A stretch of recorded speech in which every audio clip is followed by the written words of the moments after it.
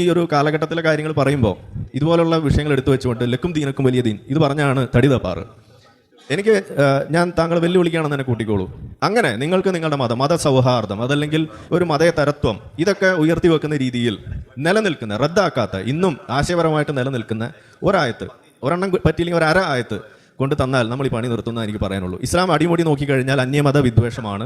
അതിന് ഏറ്റവും പ്രധാനപ്പെട്ട ഒരു തെളിവാണ് ഏറ്റവും ഒടുവിൽ നമ്മൾ സംസാരിച്ച വിഷയം പോലും. അന്യമതസ്ഥനെ പ്രണയിച്ചു എന്നതിൻ്റെ പേരിൽ കൊല്ലുന്നു എന്നൊക്കെ പറയുമ്പോൾ അവിടെ കൃത്യമായിട്ട് പറയാണ് അന്യമതസ്ഥനെ എന്ന് പറയുമ്പോൾ അവിടെ എന്താ അതിൻ്റെ കാരണം?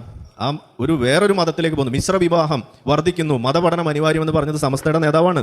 അപ്പം നിങ്ങൾ ഉപദേശിക്കേണ്ടതും ഇതുപോലുള്ള കാര്യങ്ങൾ തിരുത്തിക്കേണ്ടതും നമ്മളെപ്പോലുള്ള ആളുകളെയല്ല, മതത്തിനകത്ത് തന്നെ നിന്നുകൊണ്ട് ഇതുപോലെ തീവ്രവാദ പ്രവർത്തനങ്ങൾക്കും ഹമാസിനെയൊക്കെ സപ്പോർട്ട് ചെയ്യുന്ന നിലപാടുകളിലേക്കും തീവ്രവാദികളെ സപ്പോർട്ട് ചെയ്യുന്ന രീതിയിലേക്കൊക്കെ നടക്കുന്ന ആളുകളുണ്ട്.